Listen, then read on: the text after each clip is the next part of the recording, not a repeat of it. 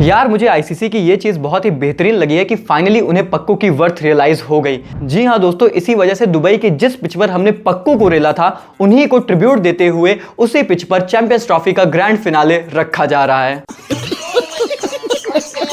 पर हम खेल रहे हैं अगेंस्ट न्यूजीलैंड। हाँ, वही कीवीज जिन्होंने हमें आईसीसी नॉकआउट में 4 में से 3 बार हरा रखा है। और एक्चुअली में लास्ट बार और एकमात्र बार जो हम जीते हैं वो 2023 विश्व कप का सेमीफाइनल ही था। वैसे तो पिच को लगभग 2 हफ्ते का ठीक ठाक आराम मिला है, पर अगर आप दुबई की कंडीशंस को जानते हैं और उसके बाद यूज्ड पिच इस्तेमाल हो रही है तो आप समझ चुके हो कि इस पिच में क्या होगा। स्लो, स्लगिश, लो, या फिर कह सकते हैं इंडिया की जीत। यार आप इसी तरीके से देख लो कि दुबई में चैंपियंस ट्रॉफी में एवरेज स्कोर 4 मुकाबलों में 246 रहा है, वहीं पर पाकिस्तान के 10 मुकाबलों में 295 का रहा है। डिफरेंस यहीं पर क्लियर है। वैसे इस बड़े मुकाबले के टॉस फैक्टर की बात करें तो डेफिनेटली उसमें तो हमारे कप्तान रोहित शर्मा ने एक अलग हिस्ट्री ही बना रखी है।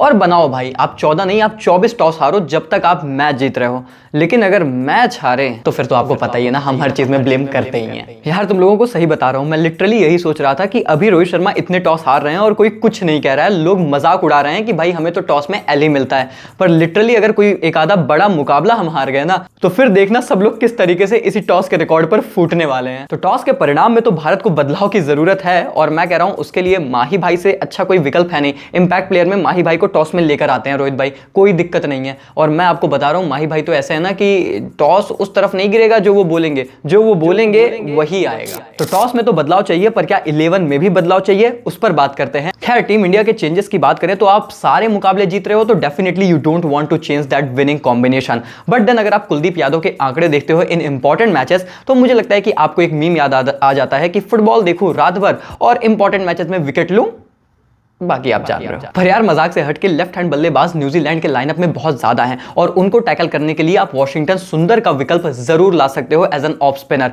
तो मुझे लगता है कि एक यहां पर सिनेरियो क्रिएट होता है, और क्योंकि ऑब्वियसली कुलदीप के आंकड़े भी थोड़े से डामाडोल है, एंड क्योंकि वॉशिंगटन सुंदर एक अलग डायमेंशन देते हैं, आपकी बैटिंग ऑर्डर को और ज्यादा स्ट्रॉन्ग बनाते हैं, एक हाई पॉसिबिलिटी है कि वॉशिंगटन टीम के 11 में आ जाए। हालांकि दोस्तों मैं कुलदीप यादव को बैक करूंगा, उनको सही तरीके से इस्तेमाल किया जाए तो वो एक बहुत ही बेहतरीन गेंदबाज है, और इसमें कोई डाउट नहीं है, और ऐसी कंडीशंस में वो क्रूशियल हो भी सकते हैं। तो अगर कुलदीप भी खेलते हैं तो मुझे कोई परेशानी नहीं है, सुंदर भी खेलते हैं तो उसके पीछे का लॉजिक मैं समझता हूं।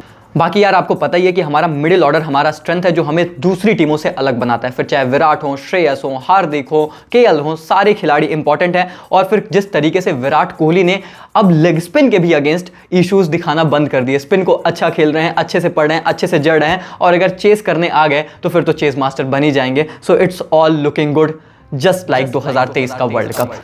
वहीं पर यार न्यूजीलैंड टीम की बात करें तो मेरे हिसाब से New Zealand must play Devon Conway. देखिए भैया, कॉनवे ना एक ऐसा खिलाड़ी है जो आपके लिए इन कंडीशंस में सबसे बेहतर रन बना सकता है, स्पेशली अगेंस्ट इंडियन स्पिनर्स जो इतने ज्यादा आईपीएल में रन बनाते नजर आते हैं, वो भी चेपॉक जैसी कंडीशंस में। तो अगर इसके बाद भी न्यूजीलैंड डेवॉन कॉनवे को खिलाने के लिए टेम्प्टेड नहीं है तो फिर मुझे लगता है कि वो जीतने के लिए भी ज्यादा टेम्प्टेड नहीं है, पर मेरे हिसाब से उन्हें खिलाना चाहिए। और मुझे लगता है कि आप एक आधा पेसर ड्रॉप भी कर सकते हो, उससे आपकी टीम में कोई फर्क नहीं पड़ेगा, क्योंकि आपको रन बनाने हैं। अगर रन नहीं बने ना वो मिडिल ओवर्स के फेज में, तो वैसे भी मैच में कुछ खास ज्यादा रहेगा नहीं। और इसीलिए यार मैं सीधी बात कहूंगा कि मेरे लिए ये पूरा कॉन्टेस्ट ही है इंडियन स्पिनर्स बनाम न्यूजीलैंड बैटर्स। वो जो 40 ओवर्स का मिडिल ओवर्स का कॉन्टेस्ट होगा ना, इररिस्पेक्टिव कि कौन टॉस जीतता है, क्या करता है, क्या नहीं करता है, वही पूरा मैच डिफाइन करेगा। मुझे ये लगता है कि न्यूजीलैंड टॉस जीतकर पहले बल्लेबाजी करना चाहेंगे और इंडिया चेज माइंड नहीं करेगा। न्यूजीलैंड पहले बल्लेबाजी इसलिए करना चाहेगा क्योंकि वो जानते हैं कि अंडर लाइट्स वरुण चक्रवर्ती और इंडियन स्पिनर्स को खेलना शायद और मुश्किल हो सकता है, जो उन्होंने इस लास्ट वाले मैच में ऑलरेडी हमारे अगेंस्ट देख रखा है।